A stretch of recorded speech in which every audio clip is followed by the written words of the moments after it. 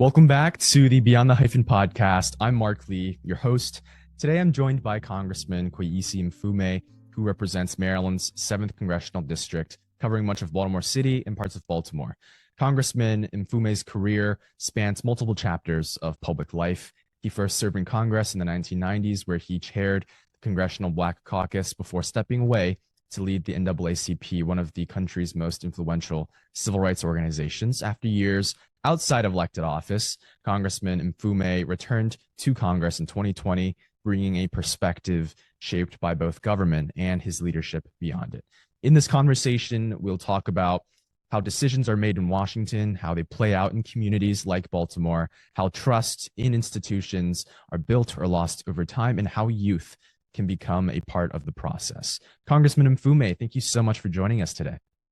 Mark, thank you very, very much. I really appreciate this opportunity, and I'm very, very interested in knowing how you came up with this name, Beyond the Hyphen, because, I mean, when I first heard it, it caught my attention before I ever got a chance to understand what you're doing. And if you could just grace me with an explanation or background on it, I'd appreciate it. Absolutely. Thank you for that question.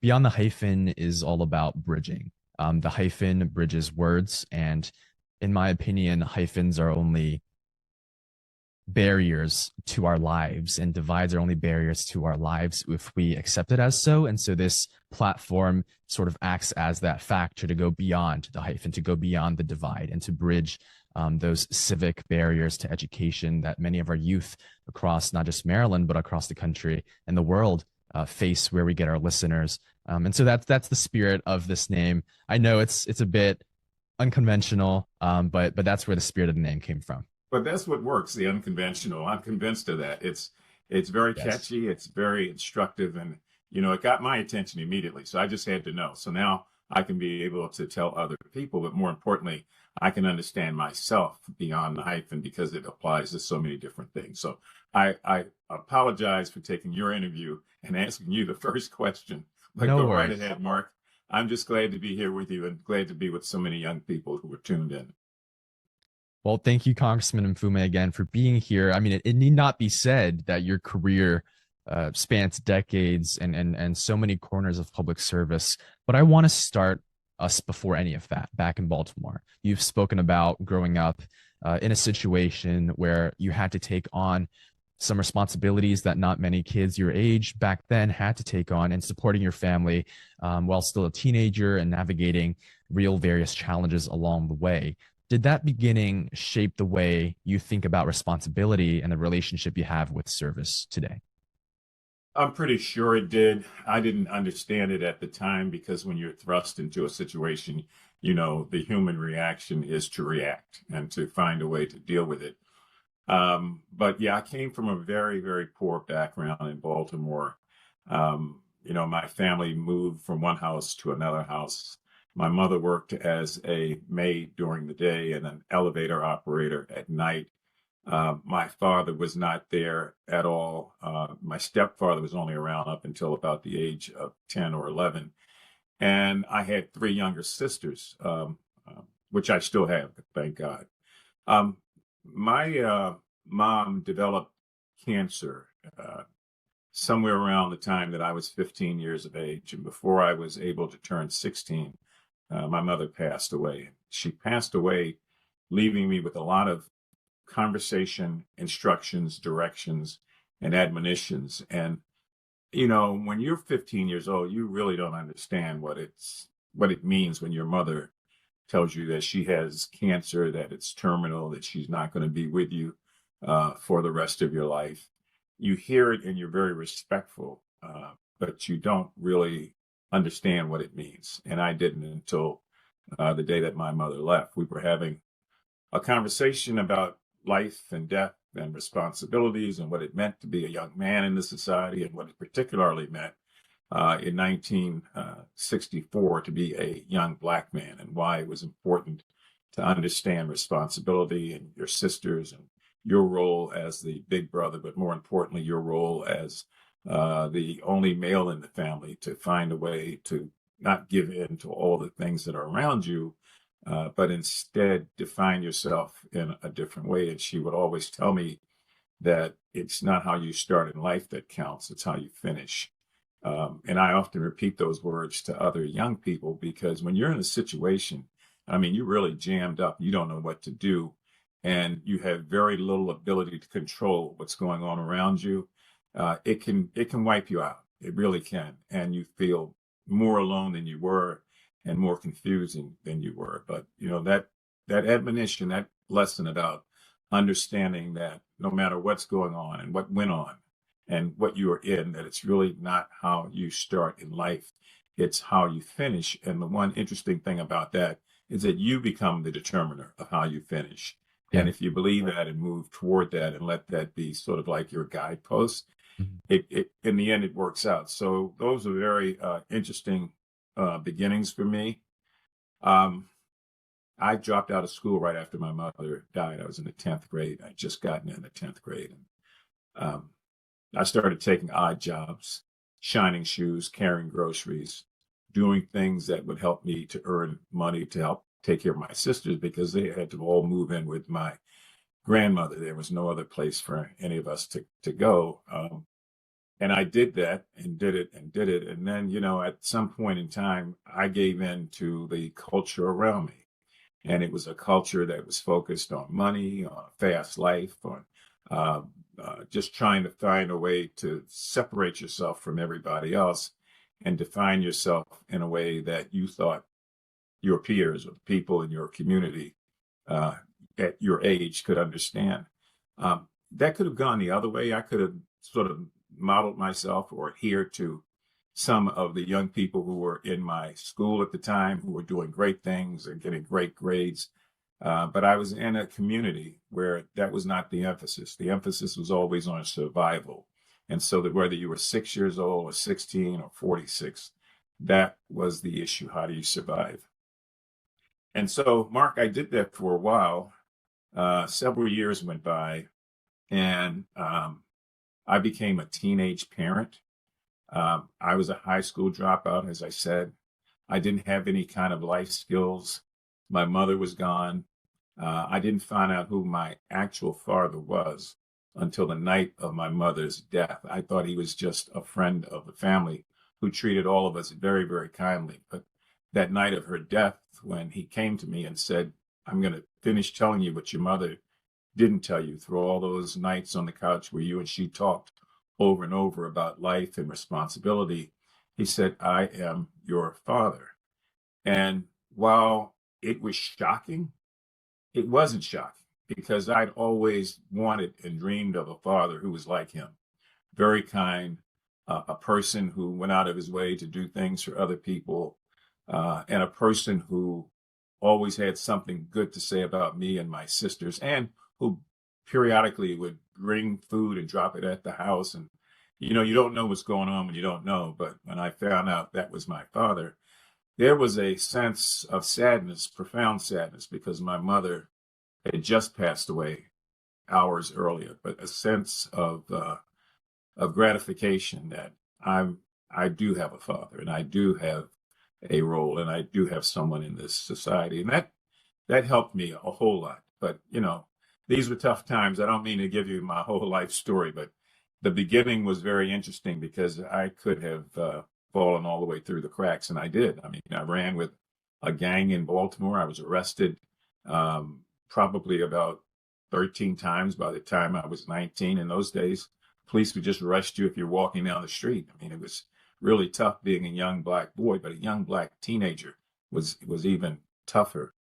But I got through all of that, and was able to redeem myself, going back to the lessons of my mother, which I had in my head over and over and over again every day. I could not get those lessons out. And ultimately, they came and rescued me from where I was headed and where I was going. Yeah, that's a big part of why, your story is so inspirational to me, especially across a state like Maryland that can, and living in a district that can be often seen as better off. There's still big disparities in, for example, wealth, and being on Governor Westmore's Youth Advisory Council, we do see wide representation from across the state, but we come with different experiences. We bear different hardships. And that is definitely very, very, and I think informative when we take that into consideration into public service in policymaking. And so sort of transitioning, after you mentioned building your path, rebuilding it through education, earning degrees from Morgan State, Johns Hopkins, you stepped into the Baltimore City Council. What made you believe that stepping into government, and perhaps in that way, was a concrete step in enacting the change that you had wanted to see in the community at the time? Well, I hate to keep saying this, but it all goes back to those lessons that my mother drilled in me, those 9 months of her life that were left, every evening sitting on a couch and listening and not really understanding until I got older. And then it all sort of came into play, and I understood differently when she would tell me that if you don't like the way things are, you have to find a way to do something about it. Nobody's going to change anything for you unless you are prepared to change yourself. And the change you want has to be inside of you. So, I recite those words right off the tip of my tongue because I've lived with them ever since. And I looked around at my community and had a great deal of issues with what was going on, but more importantly, what was not going on, the disparities, the low levels of hope, and the belief by a lot of my friends who were young like me that things were not going to change. And so when I got to that point, I knew that I needed to do something if I really felt that badly about it, to try to change those things myself. And I looked at the city council as the way to do that. I had just graduated from college and got together with about a dozen of my friends who had all come through college with me, and decided I wanted to run for office. We had no money. Mm-hmm. We had no name recognition. You have got a candidate in me with a name that was non-traditional. And there was a lot of angst about getting involved because there were incumbents in the race, 3 from that particular district, all of whom were very popular and mm-hmm. very likable. But I convinced them to just stick with me on this. And we started a campaign 1 year from the election. We did everything we could to raise money, bake sales, begging, going door to door, trying to get people to pay attention to what was going on. In those days, we knew that we were not going to be able to get on radio or TV. We couldn't even dream of that kind of money. But we thought if we touched enough people and told them about what was going on, that some of them would believe in us as we believed in ourselves, that we could make a difference in the direction of the city, that we could address the problems that beset all of us, whether those problems were economic, educational, social, or systemic.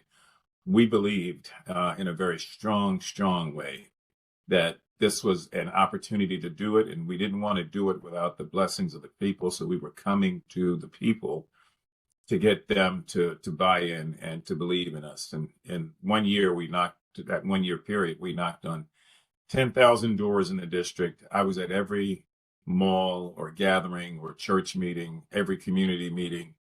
I really wore myself down now that I look back on it, but it was all worth it. And they, to this day, are some of my best friends. We were all part of the Student Government Association, and they became part of this new campaign for this candidate named Kweisi Mfume that took off after that.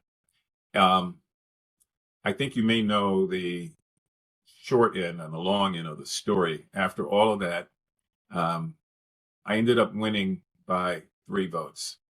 But the night of the election, I was reported as having lost by 37 votes.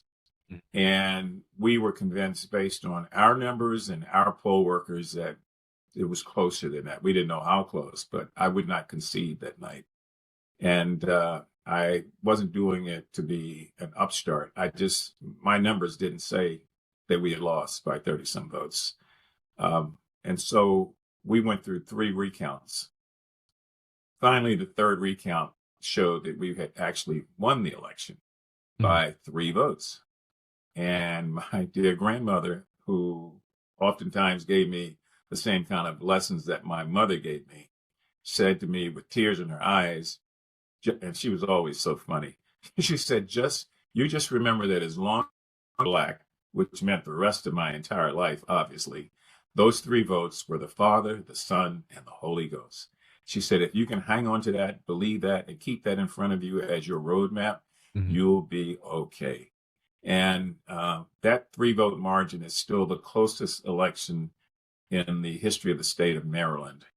A couple people have come close with it, 40 votes or 50 votes, but that was significant to me. And that's why I knew, more importantly, that every vote does count and every vote would count. So when I would say that to people, I wasn't just saying it because it was a phrase or a slogan.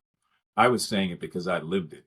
And I knew that if 2 people had stayed home that day, or 2 people had gone to see a movie, or 2 people had overslept, I wouldn't have never been elected. I would have never been elected.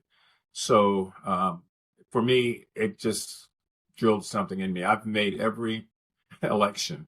I voted in every election since I was eligible to vote. That goes back to 1971, because in those days you had to be 21 to vote. Now 18 is good because it gives our young people a chance to get involved early.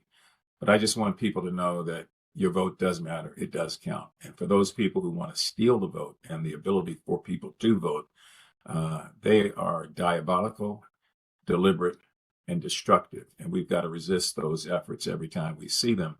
And even if you choose not to vote, you can't let anybody take that right away from you. Right. One of the things that I say a lot, Mark, when I'm talking to people, regardless of their age, because, and let me say this also, there's such a big knock out there on young voters. They say, oh, they don't vote. Why waste your time with young people? They're 18 years old and not going to vote. I know people who are 40, 50, 60, and 70 who unfortunately do not vote. So that's the wrong knock to put on young people. It's something that we all have a responsibility to do. And so what I say to people, regardless of their age, is that when you are thinking about elections, you have to remember one thing. People who do not vote have no line of credit with the people who are in office, and therefore they have no ability to do something against those who operate against their best interest every day. So we have no line of credit if we don't vote. We can't do very much except watch the elections, and I've never been a watcher. I always wanted to try to find a way to move the needle one way or the other. Yeah. And you know, going back a little bit, you mentioned that it was your grandmother, her words that led you, frankly, throughout your entire life. And going back, you first entered Congress and then returned, you know, more than 2 decades later. Obviously, now your service in Congress is contextualized a little bit differently, but is there anything that feels dramatically different with regards to serving in the halls of Congress, you know, in 1987 versus getting things done now on Capitol Hill?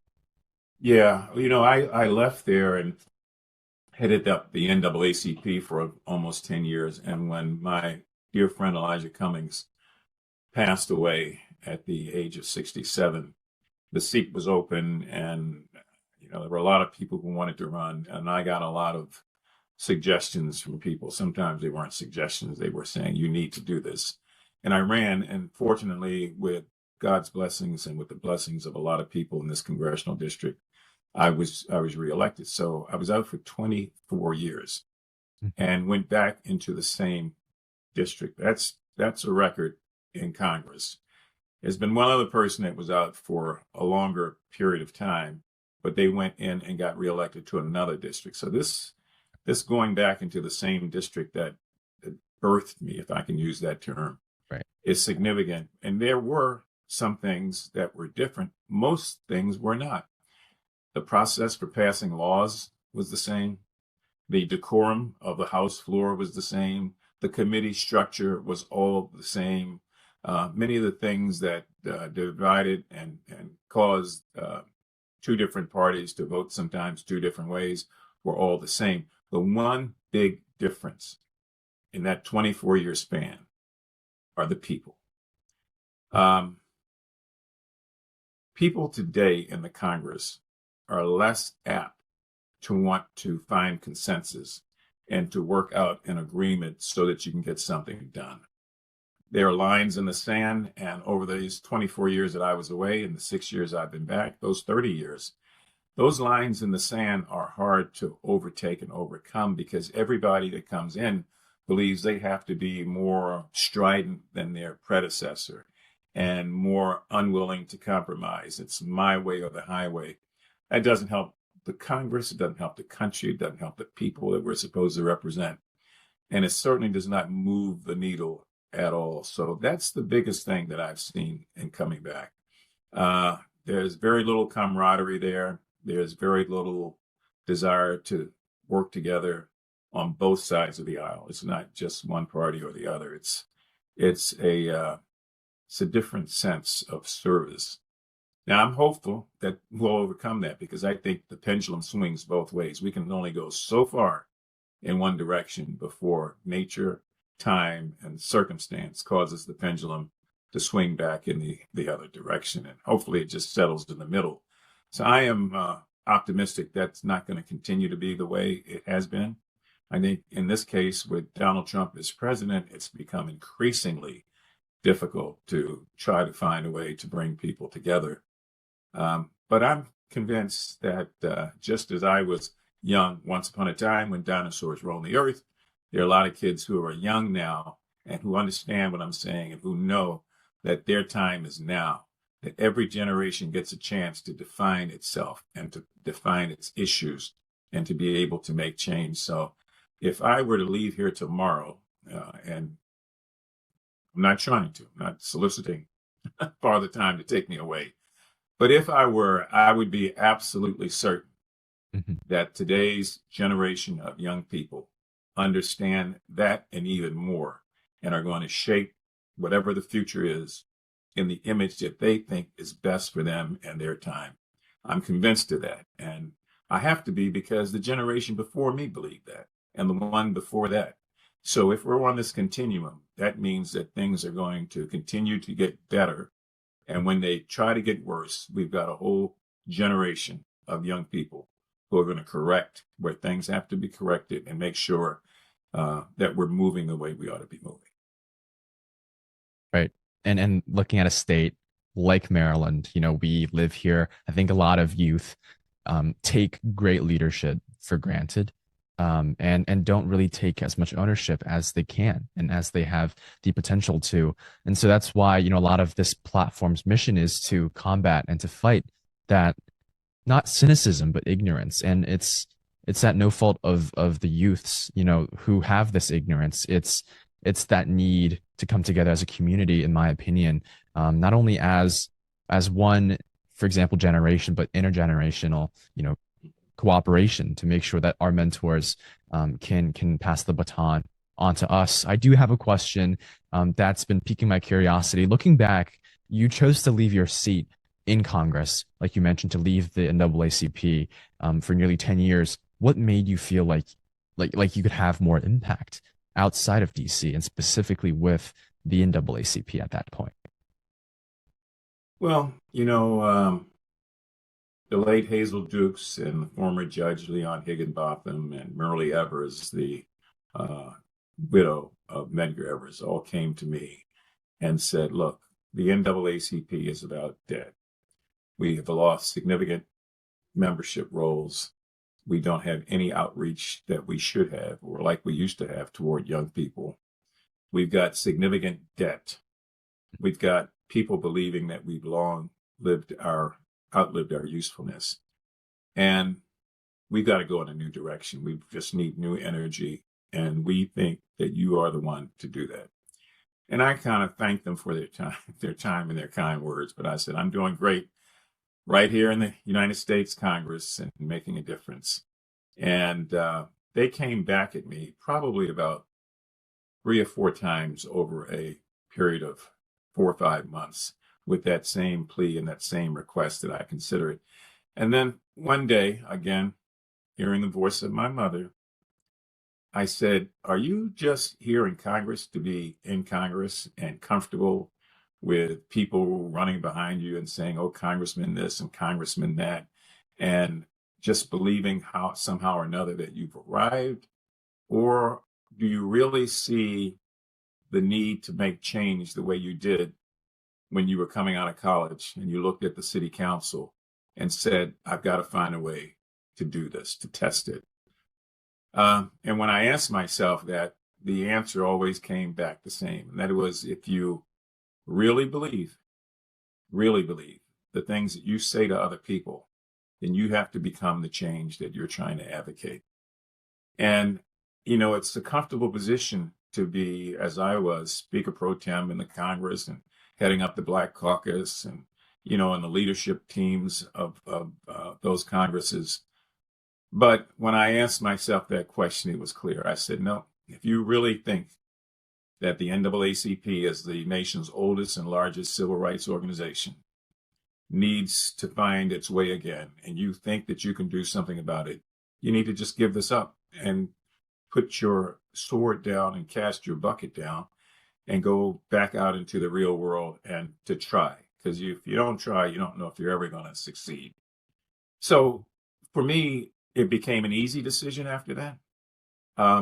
It shocked a whole lot of people because you just don't see members of Congress doing that sort of thing. Right. And then you got to remember, I'm going into an organization that's steeped in debt, millions of dollars in debt, a lot of second guessing, very few supporters, and very little outreach. But, now that that's behind me, I know, as I thought I knew at the time, that would be the right thing. It'd be the right thing for my soul, because I don't know that I could have continued to talk about what I thought was right and wrong and what was needed in my generation and the generation after me if I wasn't prepared to put it all on the line again. So I did. And we had great successes in that almost 10-year period. The organization was revitalized. It was out of debt and with millions of dollars worth of surplus. We had started 75 new college chapters around the country. Membership was growing. It was a good ride, but it was a rough ride the first couple of years, because you got to get people to believe in the same dream you have and to see things the same way you do. And after a while, and after you get that kind of buy-in, it works out. Right. And almost, I don't know how many years later, right now, you still embody that spirit. I think you serve as a beacon. And this is just from, a young person's point of view for grassroots justice. And you serve right now on the Oversight and Government Reform Committee, where a lot of the work is about holding our government accountable and making sure that policy actually gets implemented in the way that the communities really need it to be. So when you look at programs meant to support communities like Baltimore, whether that's housing, whether that's healthcare, whether that's economic investment, where do you see that biggest gap, or is there one right now between what's promised and what actually gets delivered after it goes through the ringer? It's a good question. And there is a gap. It's a gap because our government has lost its way, lost its perspective. And we continue to see what I consider to be wasteful spending on things that are not priorities. This great big beautiful bill that they claim is so great and wonderful is not. I mean, it affected 24 million people in their health care so that they no longer have access to Obamacare. That's just one of many ways that it was negative. It left 6 million children for weeks unable to get basic Head Start community funding and funding for meals. I could go down with a long list of things that I thought just did not make sense. And yet we've got the biggest defense budget we've ever had in the nation's history. Billions, $980 billion. And the president now wants $1 trillion because he's all over the place as a cowboy, starting wars or involving himself and our government into the affairs of other states, not states like the United States, but other state governments. It's not beneficial. And when we look at our ability to eradicate poverty, our ability to fix up our nation. We didn't have an infrastructure bill for 20 years until 2 years ago. When we look at all the needs that are out here, it begs the question, at what point do you take care of the people who pay the taxes that you spend? Right. And we don't think of it sometimes when we get our paychecks, if we're working for minimum wage or if we're making a lot of money or anything else. We just think that, oh, yeah, the government's going to take this amount out. But we've got to ask ourselves, what is the government doing with the money that it's taking out? And why can't we seem to fix the things that need fixing right away? And it is because of priorities. And this is not to say that any one political party is more responsible or less responsible than the other. There have been times when criticism could be laid at the feet of both parties. But we've got to continue to insist that the things that are important are the things that get addressed. And I would hope that every young person, whether in high school or college or whatever, understands, as I said before, each generation determines what its role is going to be in shaping the future. And the one key thing about that is that you've got to determine what is important.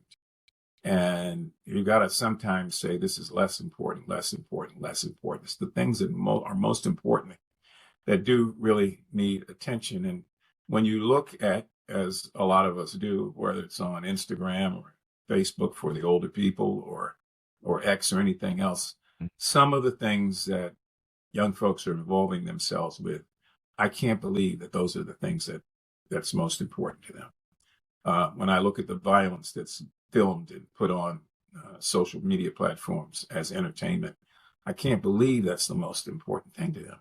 I really believe the most important thing to them, many of whom I hope are listening right now, is to make sure that you put in place guarantees that your life is going to be better than your parents' life and better than your grandparents' life, that you are going to find a way to address the things that you see every day in society as you look around, and that you are going to prioritize what's important so that when your time comes to be old and older, that you will not have to live in the same kind of world that you're living in now.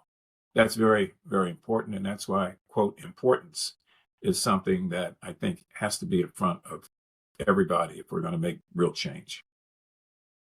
I think that's a perfect sort of segue as we wind down into my next question, which is, zooming out a bit. I think at the end of the day, it's about how we inform our young people and how we build our young people, how we build them up, especially in a context like now where there's so much political divide. There's a lot of, polarization, not just in politics, but culturally and racially outside of the political context. And so zooming out a bit, especially for those who see parts of themselves, young people, in your early story and who may be dealing with the same situations that you dealt with back then, what do you think is the most important thing or thing to know, thing to do that they need to understand about finding their path? And what words would you give to those young people? I think one of the most important things is, again, it really does not matter except in the minds of other people how you started. What really matters is how you will finish, and that nobody controls that finish line like you do. It means dedicating yourself to what you know is right and wrong, having some sense of spiritual grounding, knowing that a wrong is a wrong is a wrong, and never giving into it, and believing, really believing, that I've got these years in front of me, decades, where I can make a difference, where I can shape how I want things to be. So I think, and I know that there are a lot of young people who are in school, who are in jail, who believe that if something can change them, they want to accept it. And so what the role of larger society is to encourage that change and to look and to feed into those persons who have that burning desire. And you can spot them. They've got it in their eyes. You know which ones are clearly focused on the finish line. We've got to continue to encourage and nourish them. And we've got to get them to bring others along because they are leaders. And they may not be leading a movement right now, but just they've got that spirit. And when it's in them, you can't get it out. And so those leaders out there now, as young as they are, who know what I'm saying, they've got to find a way to bring others along. Once that happens, I feel so much better about the future and where we're going.